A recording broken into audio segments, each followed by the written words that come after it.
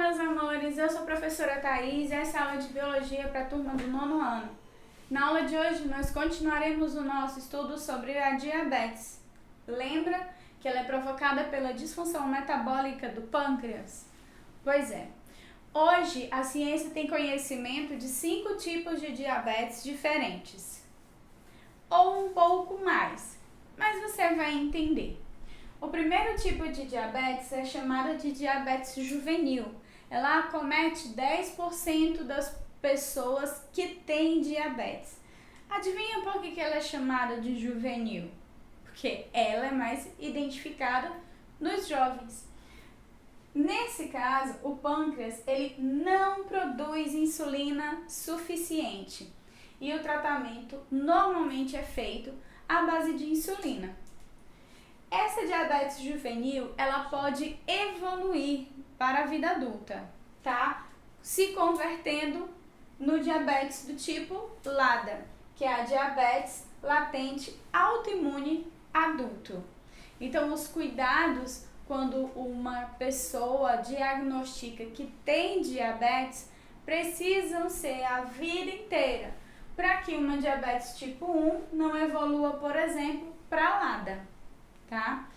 Qual a diferença? É porque o 1 é nos jovens e a LADA é no adulto? Não. A LADA ela traz mais efeitos colaterais para o organismo e precisa de um tratamento mais específico. A diabetes tipo 1 algumas vezes é controlada através de uma educação alimentar e prática esportiva. Óbvio, acompanhado do médico, tá bom? Então, por favor, não vá fazer uma automedicação ou praticar altos cuidados sem o acompanhamento se você, por acaso, tiver diabetes. A diabetes do tipo 2 é mais comum. Ela acomete 90% das pessoas que apresentam diabetes. Na diabetes tipo 2, as células se tornam resistentes à insulina.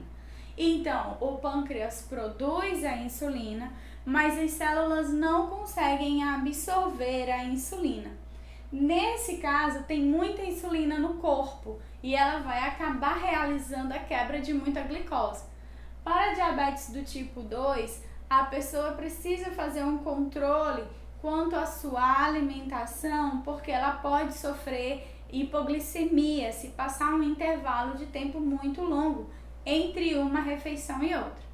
Normalmente, pessoas com diabetes tipo 2 têm horários religiosos de alimentação, porque o pâncreas vai produzir a insulina e ela vai estar em grande quantidade na corrente sanguínea. No caso da tipo 1, não tem insulina. Então, aqui a gente vai ter uma grande quantidade de glicose. E esse excesso de glicose, infelizmente, não vai se converter em excesso de energia, porque a glicose é transformada em energia nas nossas células. Só que aqui, como eu não tenho a insulina, eu não vou conseguir converter essa glicose em energia, tá bom? Ainda temos a possibilidade da pessoa desenvolver uma diabetes gestacional. Então, mulheres desenvolvem diabetes gestacional. Essa diabetes é adquirida na gestação. Dados de 2014, ou seja, 6 anos atrás, relatavam que 7,5% das gestantes apresentavam diabetes gestacional. Hoje em dia, essa porcentagem já chega próximo a 10%. Nesse caso, uma mulher grávida com diabetes gestacional, após o parto, até os 6 primeiros meses de lactante, ela pode deixar de ter diabetes. Ou, se ela não for bem assistida, se não seguir os procedimentos solicitados pelo médico, essa diabetes gestacional pode evoluir para uma diabetes tipo 2 ou para uma diabetes tipo 1. A diabetes gestacional pode causar um crescimento acelerado no bebê, alto peso ao nascer, pode fazer o efeito oposto e provocar hipoglicemia no bebê, pode ocasionar um parto prematuro e, dependendo do grau dessa diabetes, pode causar até a morte do bebê, tanto na barriga quanto depois que ele nascer. Uma criança ela já pode nascer, vamos dizer assim, diabética ou com essa predisposição bem mais forte se a mãe teve diabetes gestacional. Vou repetir, quando ela tem a diabetes gestacional, ela pode, depois do parto, ficar boa. No caso da diabetes tipo 1, isso não acontece. Na diabetes tipo 2, também não. Para a diabetes tipo 1, na verdade, ela pode evoluir para uma diabetes mais complicada, que é a LADA, tá bom? Porque ela passa a ser uma doença autoimune. Nós ainda temos a diabetes do tipo MOD. Como é essa do tipo MOD? Essa diabetes ela é provocada pela mutação em um dos genes do pâncreas. Aí o que acontece? Esse gene provoca uma diabetes específica. Até o presente momento existem 10 tipos de diabetes MOD e ela recebe a numeração de acordo com o gene que sofreu a mutação. Então é como se eu dissesse que eu tenho a diabetes do tipo 1, que pode evoluir para LADA, a diabetes tipo 2, a gestacional, que tem cura, digamos assim, e eu tenho MOD, que pode apresentar 10 variações. A diabetes do tipo 1, a diabetes do tipo 2 e a gestacional, ela é poligênica. O que isso quer dizer? Quer dizer que ela acontece porque vários genes sofreram alterações. Isso vai fazer com que o teu organismo ela apresente as características da doença mais rápido. A MOD é um pouquinho mais complicado de se diagnosticar. Normalmente, fecha-se o diagnóstico ali pelos 20, 25 anos. E ela tem tratamentos específicos. Por quê? Já que eu sei que são 10 os genes que podem sofrer alteração, nós já temos tratamento específico para cada um desses genes. Mas é importante que qualquer dos tipos de diabetes sejam diagnosticados o mais rápido possível, para que a pessoa possa mudar os seus hábitos de vida e ter uma vida mais saudável. Todos esses tipos de diabetes, quando elas estão descontroladas, afetam todos os sistemas do nosso corpo, abrindo janelas para doenças oportunistas. E essas doenças podem causar a morte de uma forma, digamos assim, rápida. Porque se um paralelo, nós estamos vivendo uma pandemia com uma doença muito grave, que é a Covid-19, recebe esse número 19 por conta das variações e não porque o seu início teve em 2019, tá?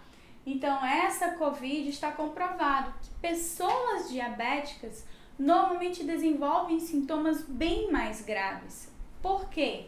Como afeta o nosso corpo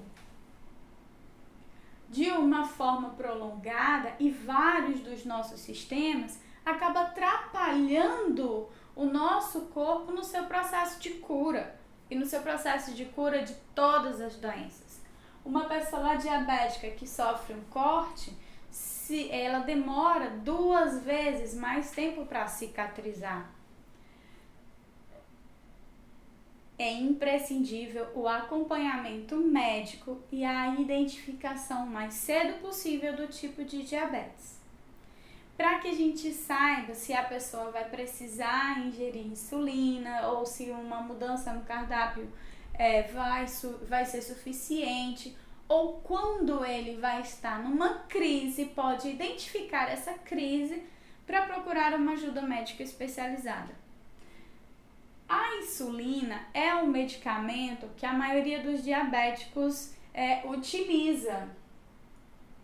Porque quando o pâncreas para de produzir a insulina, as pessoas precisam adquirir essa insulina de uma forma artificial ou não natural do seu organismo. E é interessante a gente ver como o conhecimento sobre a diabetes, ele evoluiu de uma forma relativamente lenta. Quando a gente vê a história da diabetes e da insulina, a gente consegue identificar que lá no século II depois de Cristo, pelos anos 200 e alguma coisa, os gregos fizeram o diagnóstico e a identificação da diabetes.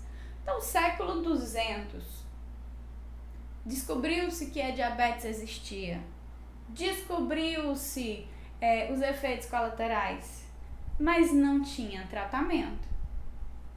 Então era quase, dependendo do local, uma sentença de morte, porque a pessoa pegava diabetes, não tinha um remédio para controlar, ou ela controlava e ia descobrindo o que podia ou não comer, ou ela morria.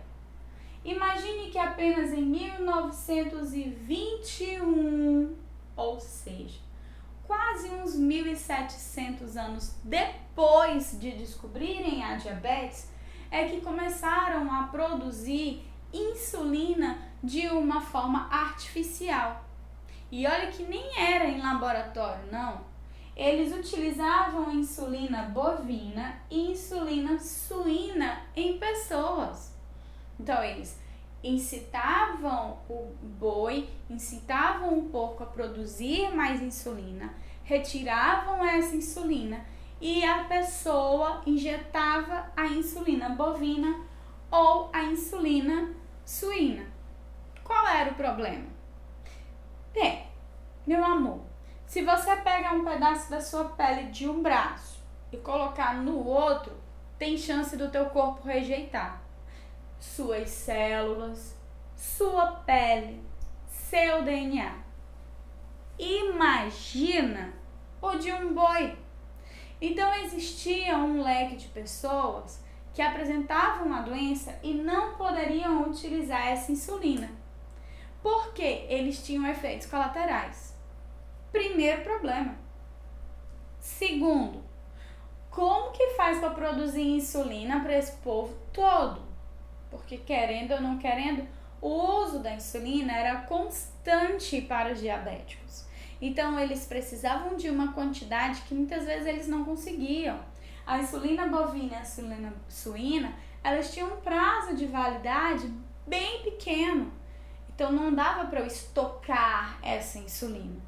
Se eu conseguisse produzir, eu tinha que vender e utilizar.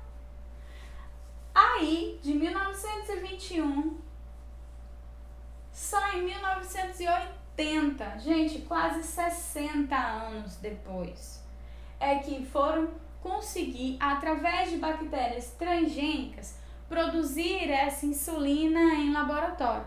Aí a gente tem uma qualidade de vida melhor. Por quê? Através de bactérias transgênicas, essa insulina, ela quase não apresentava efeitos colaterais, ela não tinha processo de rejeição e ela poderia ser armazenada por um tempo maior. O prazo de validade dela era maior, além da produção ser mais rápida. Apenas em 1980 que nós começamos a produzir essa insulina em laboratório para disponibilizar para os diabéticos. Até então, 60 anos, 59, né? 59 anos apenas com insulina de origem animal. Não é louco? Meu Deus do céu!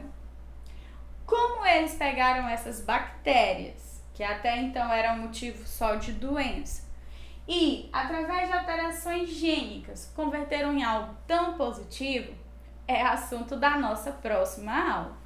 Então a gente se vê na próxima aula. Cuidem-se.